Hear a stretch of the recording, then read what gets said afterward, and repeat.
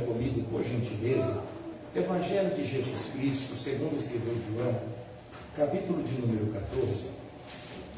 O Senhor tem ministrado uma palavra no meu coração já tem alguns dias, e eu gostaria de compartilhar esta palavra com os amados nesta noite. Glória a Deus. De Jesus. Amém? Evangelho de Jesus Cristo, segundo escreveu João, no seu capítulo de número 14.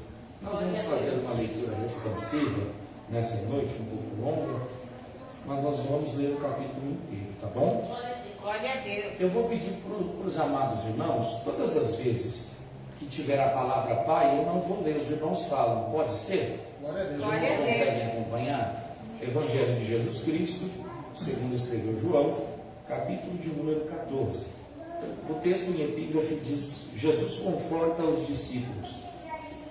A palavra do Senhor nos diz assim: não turbe o vosso coração, credes em Deus, credes também em mim. Na casa do meu Pai há muitas moradas. Se não for assim, eu não vos teria dito, pois vou-vos preparar lugar, e quando for vos preparar lugar, voltarei e vos receberei para mim mesmo, para que onde eu estou estejais vós também. E vós sabeis o caminho para onde eu vou.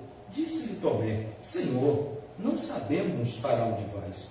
Como saber o caminho? Respondeu-lhe Jesus: eu sou o caminho, a verdade e a vida. Ninguém vem ao Pai senão por mim. Se não vos me tiveste conhecido, conhecereis também ao meu Pai. Desde agora o conheceis e tendes visto. Replicou Filipe: Senhor, mostra-nos o Pai, e isso nos basta. Disse-lhe Jesus: Filipe, há tanto tempo estou convosco e não me tendes conhecido? Quem vê a mim, vê o Pai. E como dizes tu, mostra-nos o Pai? Não creres que eu estou no Pai e que o Pai está em mim? E as palavras que eu vos digo, não as digo por mim mesmo, mas o Pai que permanece em mim faz as suas obras. Crede-me que eu estou no Pai e o Pai em mim. Crede ao menos por causa das coisas, das mesmas obras.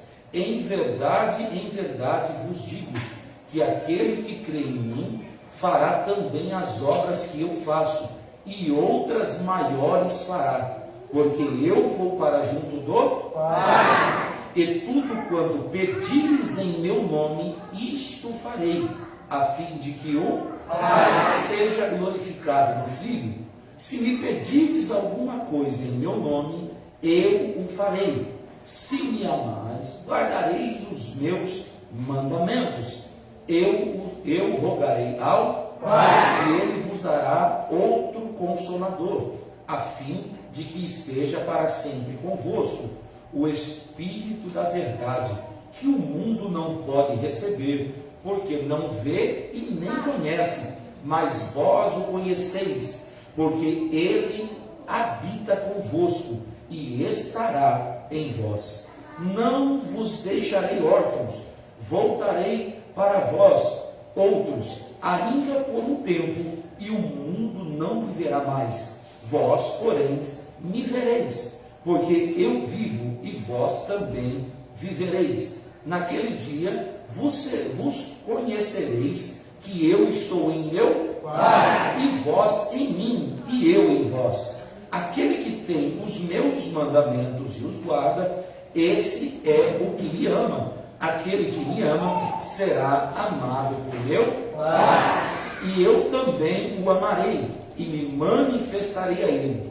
Disse-lhe Judas, não o Iscariotes: de onde procede, Senhor, que estás para manifestar-te a nós e não ao mundo? Respondeu Jesus: se alguém me ama, guarda a minha palavra, e o meu Pai o amará, e viverei para ele, e faremos dele morada.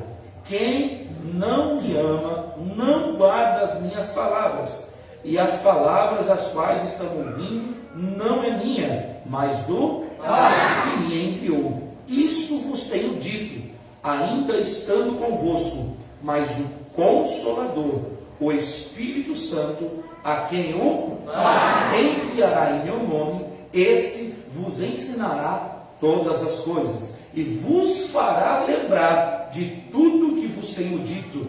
Deixo-vos a paz, a minha paz vos dou. Não vos a dou como o mundo dá. Não turbe o vosso coração, nem se atemorize. Ouviste o que eu vos disse, eu vou e volto para junto de vós. Se me ameis, alegrar-vos-eis de que eu vá para o Pai, pois o Pai é maior do que eu. Disse-vos agora, antes que aconteça, para que quando acontecer, vós creais. Já não falarei muito convosco, porque aí vem o príncipe deste mundo, e ele não tem em mim. Contudo, assim procede, para que o mundo saiba que eu amo o Pai, e que faço como o mundo saiba, e faço como que o Pai me ordenou. Levantai-vos, vamos daqui. Somente até aqui. Amém. Meus irmãos, quando olhamos para esse texto, eu fiz um pedido para a amada igreja estar fazendo esta repetição, porque pelo texto nós repetimos aqui 23 vezes o Pai.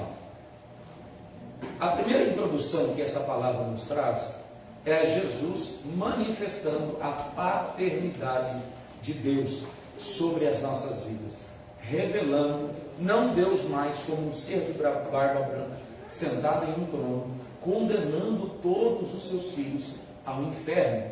Pelo contrário, Jesus agora começa a manifestar a paternidade de Deus. E manifestando a paternidade de Deus, Ele está trazendo para nós uma identidade. Porque toda pessoa que não tem identidade, ela fica como um desconhecido, ela fica sem paradeiro, não sabe onde começou e não sabe onde vai terminar. Jesus começa manifestando a paternidade de Deus e revelando em nós a nossa identidade. Pastor, qual é a nossa identidade? Somos filhos do Deus Todo-Poderoso. Somos filhos do Deus que criou os céus e a terra. É por isso que Jesus revela o Pai aos seus discípulos. Logo, os discípulos vão trazer uma reclamação: Senhor, você está revelando o Pai, mas os discípulos de João o Batista sabem orar e nós não sabemos orar. Jesus olha para os discípulos e diz: por enquanto vocês não precisam, porque vocês já têm a mim, eu estou convosco. Mas quando chegar o tempo, vocês vão precisar. Mas já que vocês querem aprender a orar, então orem assim: Pai nosso que estás no céu.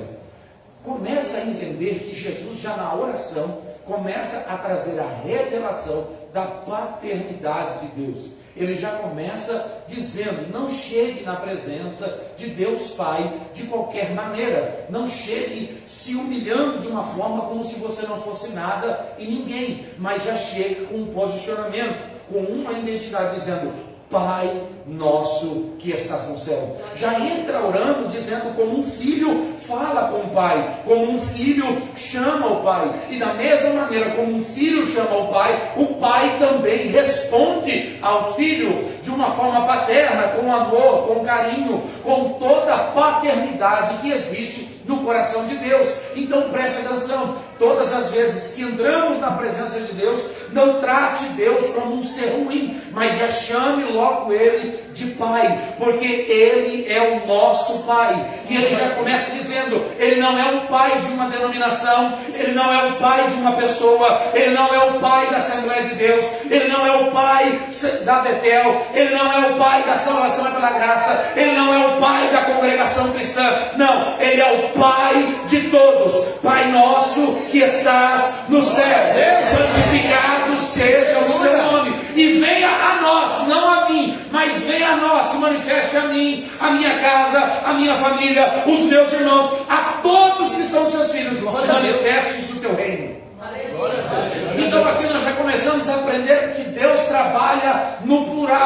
Quando olhamos para a Bíblia, vemos do Gênesis a Apocalipse, pai e filho trabalhando junto. Glória a Deus. Como assim, pastor? Gênesis, façamos nós, o homem, segundo a nossa imagem e segundo a nossa semelhança. Pai e filho trabalhando junto. Porque desde o início, Jesus já estava com o Pai. Preste atenção, eu ouvi uma frase maravilhosa.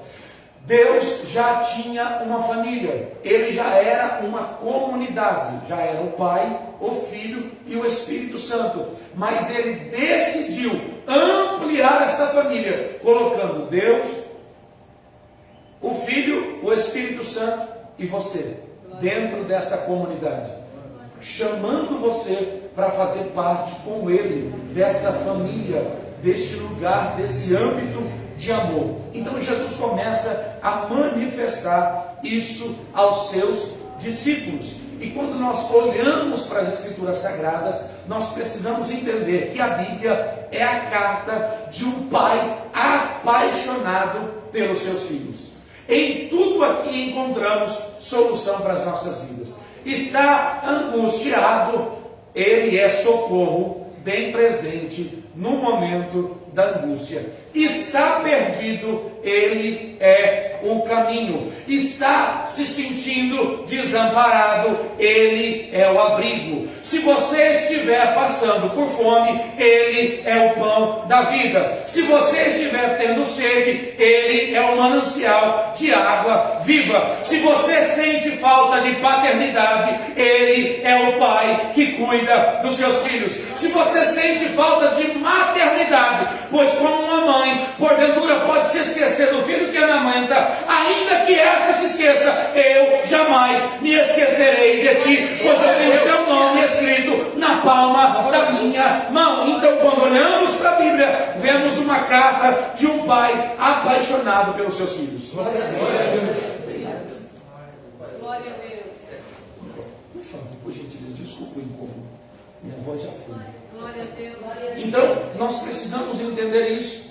Pastor, Deus te trouxe aqui, nessa noite, nesta casa, para revelar a identidade dele para a gente.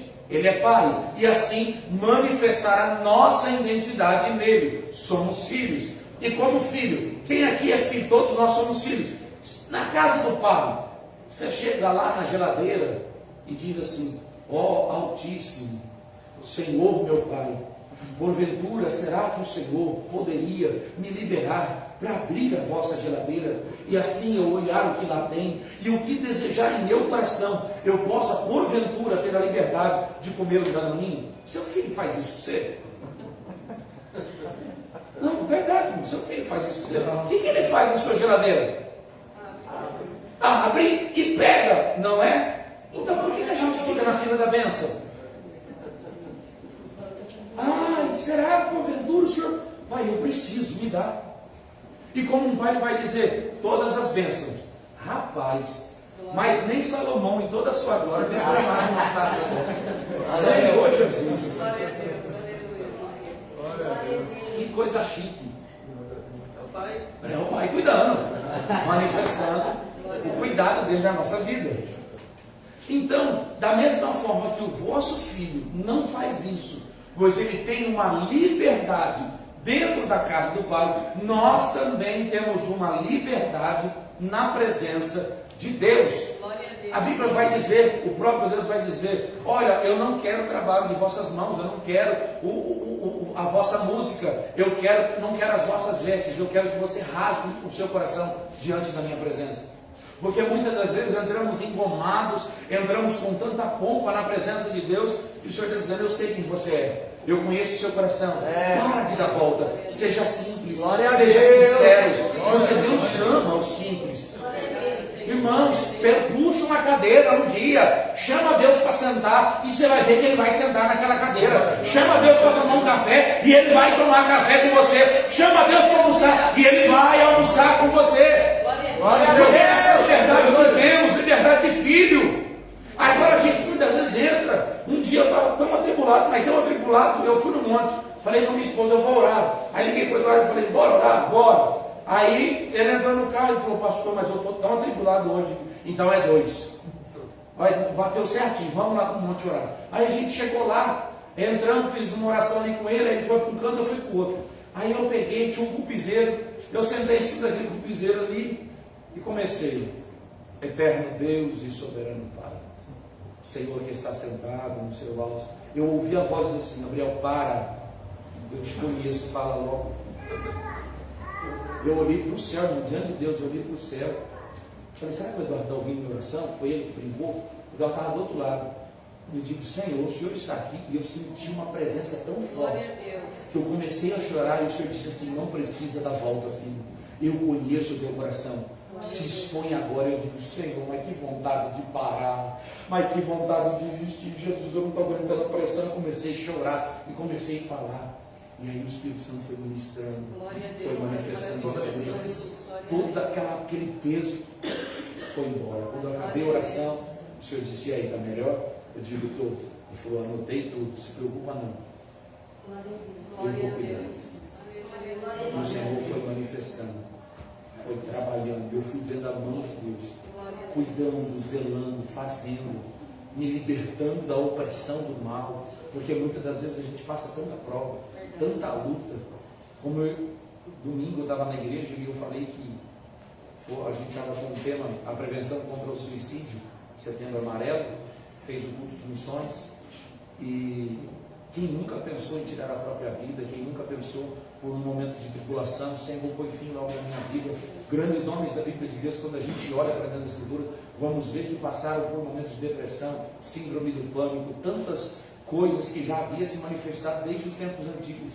E uma vez eu estava na nossa igreja, acho que já tinha uns 3 anos, a gente já estava ali, e eu saí para fora, atravessei a rua da igreja, estava tendo culto, o pastor Fábio estava ministrando, e eu parei, eu olhei a igreja e digo: Senhor, para mim que o Senhor me tirou de uma viela, da favela, o Senhor me curou de um câncer, eu passava fome, eu não tinha roupa para vestir, eu não tinha comida para comer na minha casa, o Senhor me levantou, o Senhor me fez me formar numa faculdade, o Senhor me ungiu como pastor, o Senhor confiou essa igreja nas minhas mãos, o Senhor me deu um casamento, o Senhor me deu um filho. Quando eu imaginaria na minha vida que eu sairia para fora do país, que eu ia atravessar para o outro lado do mundo, que eu ia na África? Senhor, todas as promessas que o Senhor fez na minha vida, o Senhor já cumpriu.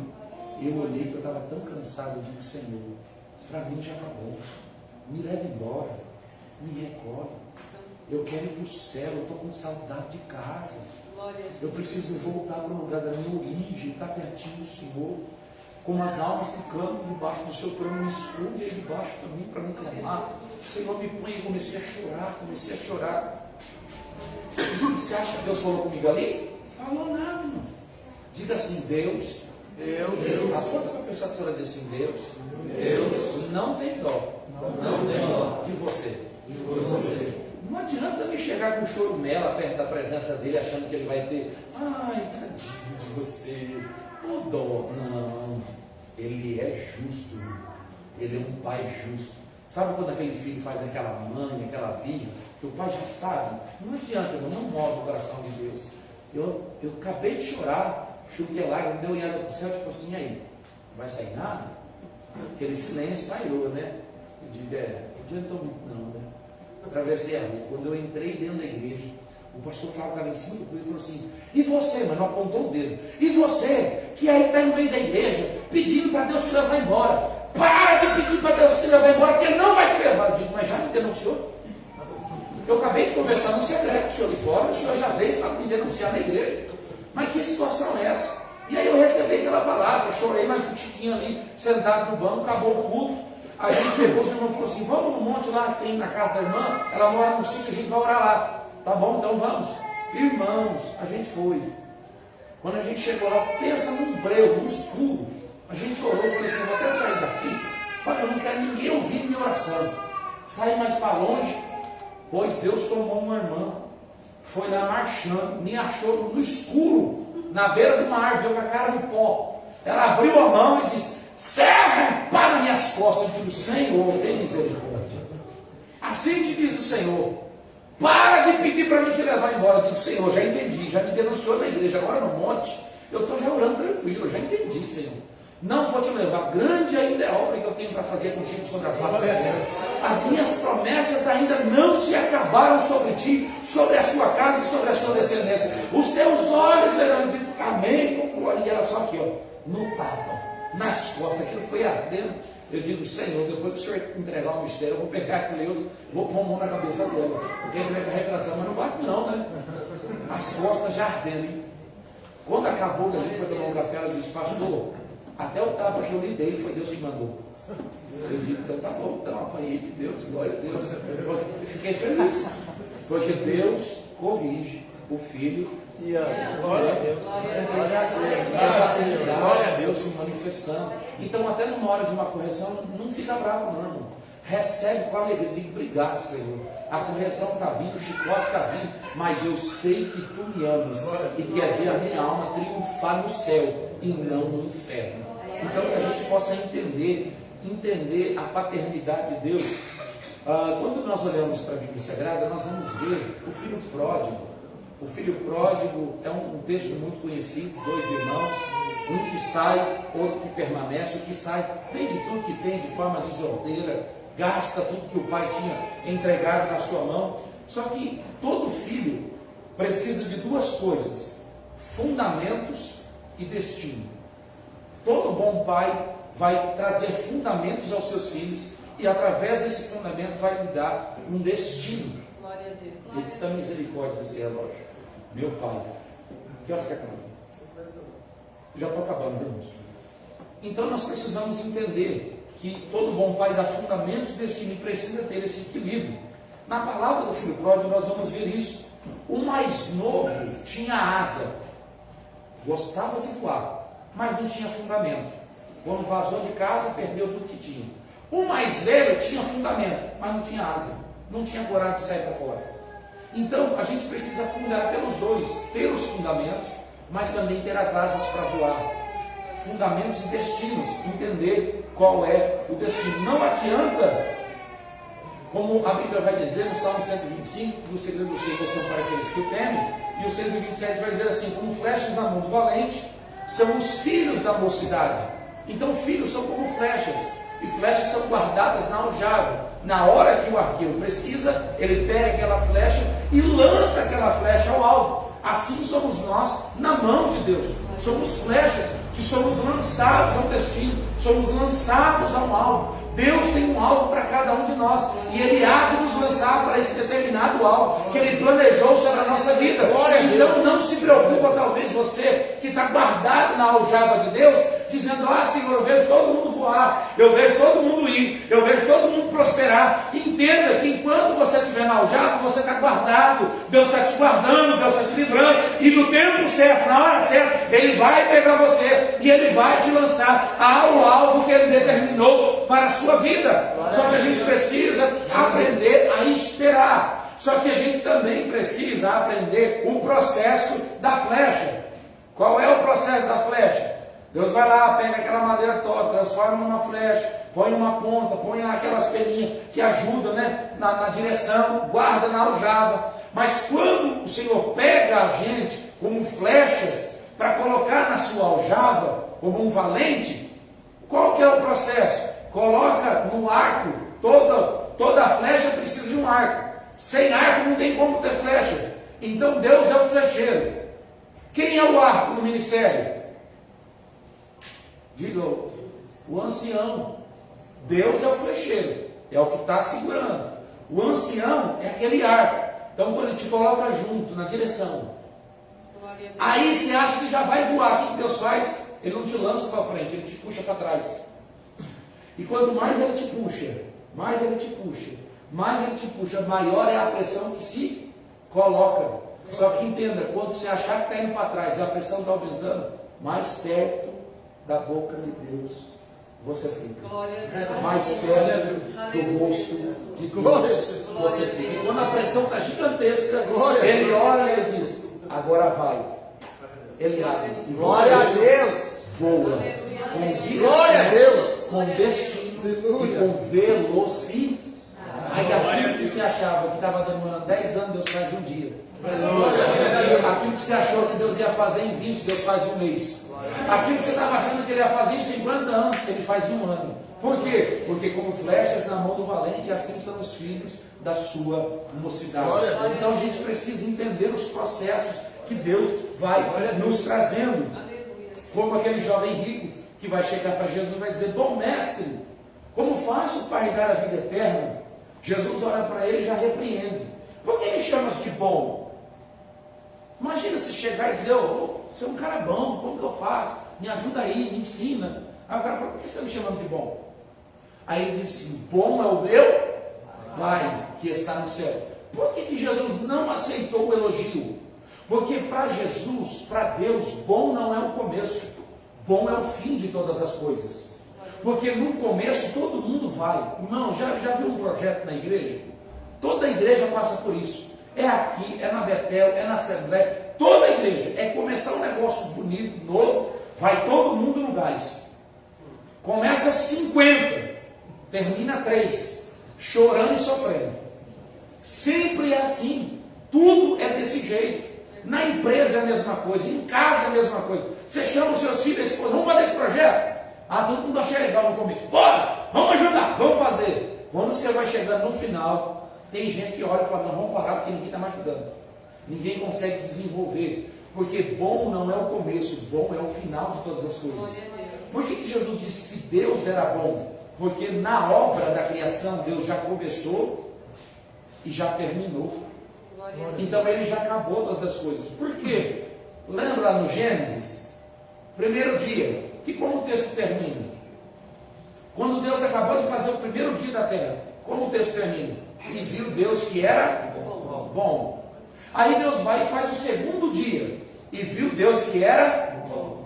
No terceiro dia, e viu Deus que era bom. No quarto dia, Ele cria sol, luminares, e viu Deus que era bom. No quinto dia, e viu Deus que era bom. E no sexto dia, e viu Deus que era bom. Não, muito bom, porque no sexto dia Ele criou eu e você. Bom é a criação, mas a criatura formada à imagem e semelhança não é boa, é muito boa. Então, até nisso, Deus te fez diferente. Deus colocou mais amor, Deus colocou mais carinho, Deus colocou mais atenção. Quando Deus vai criar a terra, Ele cria tudo pelo poder da sua palavra. Só que preste atenção, quanto nós somos tão especiais para Deus. Quando Deus vai trazer a formação da terra, Ele disse: terra, produza árvores. Não foi Deus que fez todas as árvores. Ele terceirizou o serviço. Ele disse: terra, vá lá e produza as árvores. Está no texto, pode ler. Depois na sua casa você abre Gênesis 1. E a terra passou a produzir todo tipo de espécie de árvores, plantas. Aí ele disse: terra, produza os animais. E a terra passou a produzir todos os tipos de animais. Quando Deus olhou e quis fazer os peixes, Ele não foi lá e fez a sardinha, fez a baleia, fez o tubarão. Ele disse: água, produza todos os peixes que há. E ela começou por si própria a produzir todos os peixes que vivem dentro do mar, tanto na água doce quanto na água salgada. Então, só um rápido entendimento para você ver o tanto que tem de revelação na Bíblia e a gente não consegue, por entendimento, por falta de leitura, entender o propósito de Deus. Ele terceiriza o serviço, ele diz: terra produza, água produza. O animal, qual que é a carne do boi? É carne? Diga, carne vermelha. Qual que é a carne do peixe? Carne branca. Qual que é a carne da ave? Quem foi que produziu a ave? A terra ou a água? Está no texto. E a água produziu todas as aves do céu. É doidura um negócio desse. Pastor, que negócio doido, eu nunca tive. Está lá. É que a gente lê por ler. Agora, quando a gente entende que isso é uma carta apaixonada de um pai para o filho, você começa a ver os detalhes. Porque Deus é detalhista. Deus é detalhista. Mas quando chegou no sexto dia, Ele disse: eu não vou terceirizar o serviço. Esse eu vou fazer com as minhas próprias mãos. Então, muitas das vezes, a provação que eu e você passamos nos leva a pensar que Deus não está nos ouvindo, que Deus não está nos vendo, que Deus não nos ama, que por causa talvez dos nossos erros, dos nossos pecados, o amor de Deus não pode nos alcançar. Ele está dizendo: o meu amor sobressai tudo isso que você acabou de dizer. A prova, a tribulação, a perseguição, até o pecado que você comete, o meu amor ainda se manifesta com graça, bondade, misericórdia sobre a sua vida. Porque quando entendemos sobre misericórdia, vem de duas palavras: misérimos cardio. É Deus colocando o coração dele na nossa miséria. Então toda vez que você clama misericórdia a Deus, você está fazendo um pedido: Deus, põe seu coração na minha miséria, na miséria do homem que eu sou, na miséria que eu pratico. Vem aqui, Senhor, e coloca o seu coração aqui. Então até nisso a gente vê o amor de Deus, porque Ele olha e diz: por mais miserável que você seja, eu coloco o meu coração em você. Então não é provação que vai te parar, não é luta que vai te parar, não é perseguição que vai te parar. Por quê? Porque o amor de Deus, a graça de Deus e a misericórdia de Deus se manifesta sobre a minha e a sua vida. A bondade de Deus é tão grande que quando o povo estava lá no deserto, eles vão dizer assim: e agora? Nós queremos comer carne, nós queremos comer carne. Aí Moisés vai chegar: Senhor, o povo quer comer carne, e agora? Meu Deus, como que a gente vai fazer? De onde o Senhor vai tirar carne? Aí Deus olha para Moisés: Moisés, está de brincadeira, né? Você acha que a minha mão está encolhida ou encurteceu que não possa fazer? Diga ao povo que eles vão comer carne até sair pelo nariz. Aí eles estão todos esperando a carne. Vai lá no texto. Aí Deus mandou o que para eles comer? Quem lembra? Cordonizas. Mas de onde Deus tirou a cordoniza? Do mar. Deus ordenou: o mar, mande cordonizas para que alimente o povo de Israel no deserto. E do mar voaram as cordonizas que alimentaram o povo de Israel no deserto. O mesmo mar que ele atravessou foi o mesmo que Deus usou para produzir o alimento. Você está vendo o cuidado? Então Deus está dizendo assim: talvez o mar que você está enfrentando hoje, eu vou trazer alimento dele para você.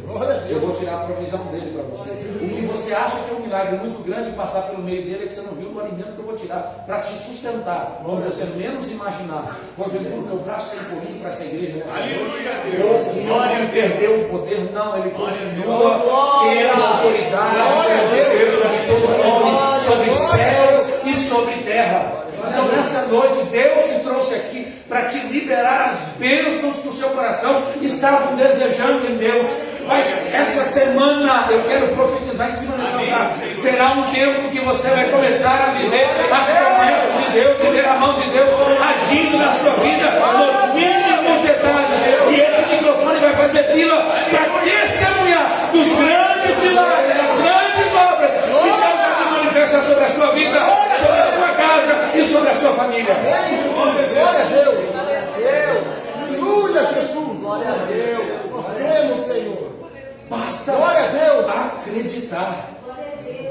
Ele é poderoso para fazer infinitamente mais, além daquilo que pedimos ou pensamos. Glória a Deus. A Irmandade está entendendo essa palavra nessa noite? Glória a Deus. Então aquele jovem rico chega para Jesus e diz: ah, bom mestre, diz: bom é meu Pai que está no céu. Ah, mas como faço para dar a vida eterna? Ah, cumpre a lei. Olha o que o menino vai dizer: tenho cumprido toda a lei desde a minha juventude. Gente, você consegue entender o que ele disse? A própria palavra está dizendo que a lei era um peso tão grande que era impossível de ser cumprida. Aí aparece um jovem rico dizendo: já cumpro ela desde a minha mocidade. Sabe que a Bíblia diz? E Jesus o amou por isso. Jesus olhou e não repreendeu ele depois. Quando ele disse: eu já cumpro, Jesus acreditou na palavra dele e amou ele, dizendo: cara, você alegrou meu coração, porque cumpriu os mandamentos que existem todos desde a sua juventude. Só que aí Jesus olha para o fundo do coração. Mas, então eu digo: vai, vende tudo que tens e dá aos pobres. Gente, essa é a igreja de hoje, que tem medo de abrir mão do que tem, com medo de ficar sem. E o Senhor está dizendo assim: se você tem, fui eu que te dei. O que pode o homem oferecer a Deus sem antes ter ganhado dele primeiro? Acha alguma coisa na sua vida, do seu nascimento até o dia de hoje, que você possa pensar em entregar para Deus que você não recebeu dele primeiro? Pense. Então tudo que temos, ganhamos dele primeiro. Aí alguém pode dizer assim: ah, mas esse mês eu não vou ajudar na coleta, porque está apertado para mim. Aí Deus olha e diz: quem te deu primeiro? Glória a Deus. Glória a Deus. Você acha que eu vou deixar faltar? Aí Deus está tocando o seu coração: põe na coleta, põe na coleta. A gente fecha. Vai que amanhã não chega. Igual o povo no deserto. Deus está dizendo: não guarda o maná, porque amanhã vai ter de novo. Aí o povo vai lá, guarda num bornalzinho. Vou guardar, vai que amanhã não tem. Deus, amanhã eu tenho pão. Quando chega no final da tarde, vai ver, ih, está podre. Apodreceu. Por quê? Porque Deus é fiel na sua palavra. Se Ele disse que amanhã terá, amanhã vai ter. Pastor, você não sabe o que eu estou passando, a minha situação está difícil. Tá bom, vamos para o Novo Testamento? O pão nosso de cada dia nos dai hoje. Então para de pedir o pão de amanhã e se sustenta com o que tem hoje. Glória a Deus. Amanhã você lembra de pedir o pão de amanhã, mas o hoje dá glória a Deus pelo Glória a hoje. Deus. O problema é que a gente recebe o pão de hoje, já pedindo o pão do mês que vem.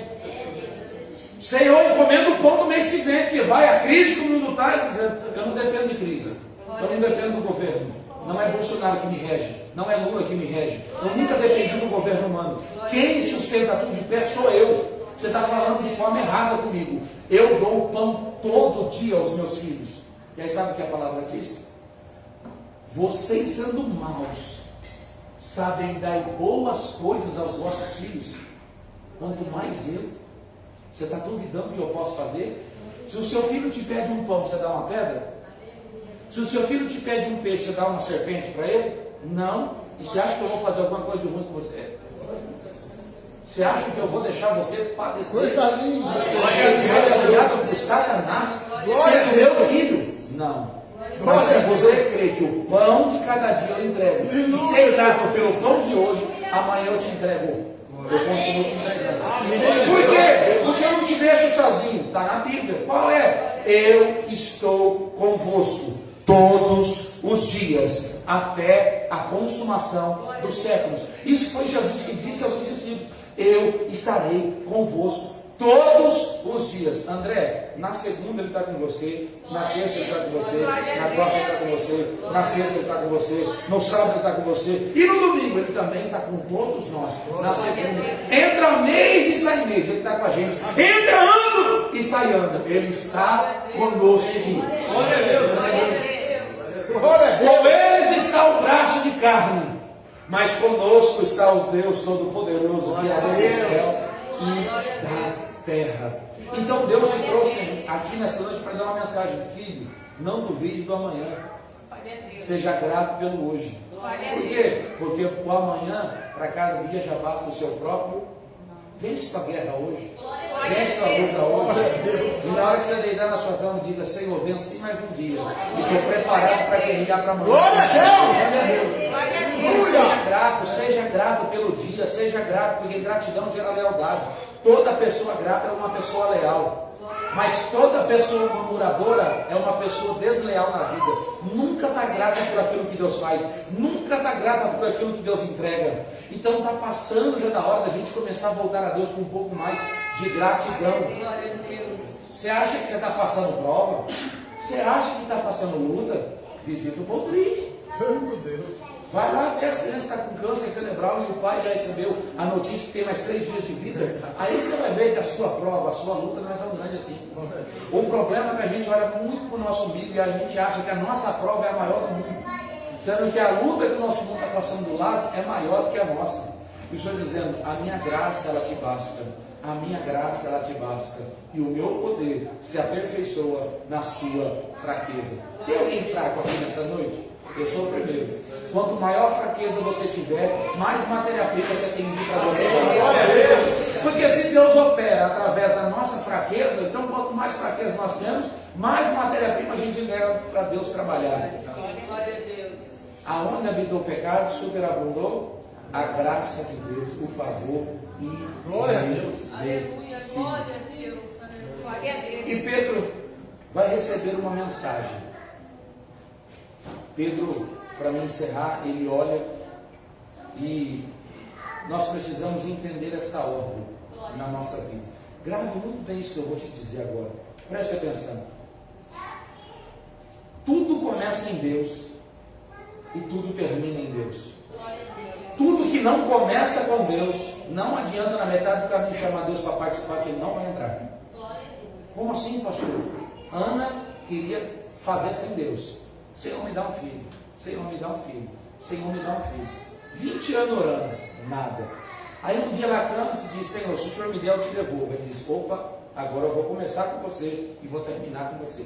Aí o Samuel: por quê? Você quer um filho? Eu preciso de um profeta. Você quer um filho? Eu preciso de um sacerdote.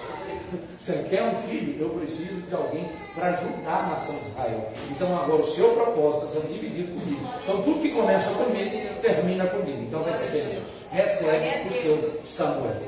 Então tudo que começa em Deus, termina em Deus.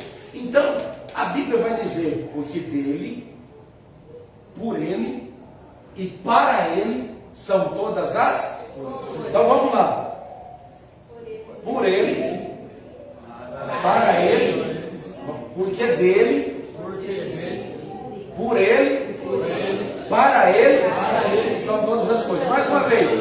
Porque dele, por ele e para ele são todas as coisas. Mais uma vez. Porque dele, por ele e para ele são todas as coisas. Preste atenção no que você acabou de dizer. Porque dele é a origem. Por ele é o processo. E para ele é o destino. Então tudo que começa em Deus, termina em Deus. Porque dele é a origem. Por ele é o processo que a gente passa. E para ele é o destino. Porque quer comais, quer bebais, façais tudo para a glória de Deus. Então a gente precisa entender que não tem outra ordem, não tem como inverter. E aí o Pedro vai receber uma revelação em Mateus 16, o verso 18 e 19. Depois você lê em casa. O Pedro vai olhar e vai dizer assim: Jesus pergunta para eles: o que o povo diz que eu sou? Eles vão dizer: uns vai dizer que é o profeta Elias, outro vai dizer que é Moisés. Aí Jesus olha para eles e diz: e vocês? O que vocês dizem que eu sou? Aí o Pedro recebe uma revelação: tu és o Cristo, o Filho do Deus vivo. Jesus olha para ele e diz: rapaz, não foi carne nem sangue que te revelou. Então você recebeu uma revelação. Quando a gente recebe uma revelação de quem o Cristo é, a gente recebe uma revelação de quem nós somos.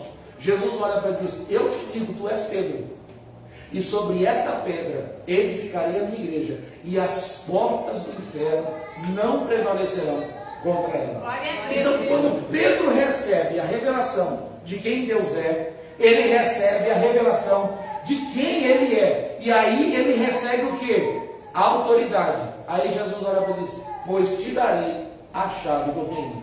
O que ligares na terra será ligado no céu, e tudo que desligares na terra será desligado no céu. Então primeiro a gente descobre quem ele é, depois a gente descobre quem nós somos, e aí nós recebemos a autoridade para fazer o serviço. Sabe qual que é o problema? A gente quer fazer o serviço sem saber quem Deus é, quem nós somos, e a gente se atrapalha pelo caminho. Porque a gente acha que não vai dar, nunca a gente vai conseguir, nunca vai dar certo. Então, por quê? Porque a gente não está seguindo a ordem. Primeiro você recebe uma revelação de quem Deus é. Quem é Deus na sua vida? Quem é Deus na sua história? Quando você entender quem Deus é, e não é só, Deus é o Criador de todas as coisas. Não, estou falando quem Deus é na intimidade. Quem Deus é para você? É só um ser que você corre atrás dele só pela bênção, com medo de ir para o inferno, ou você corre atrás dele porque você ama ele e quer viver com ele eternamente? Porque quem tem medo de ir para o inferno e vem para a igreja com medo de ir para o inferno, não ama Jesus, vai estar indo para o inferno do mesmo jeito. Pastor, você é doido. Verdade. Porque o céu não é lugar para quem tem medo de ir para o inferno. O céu é lugar para quem ama Deus.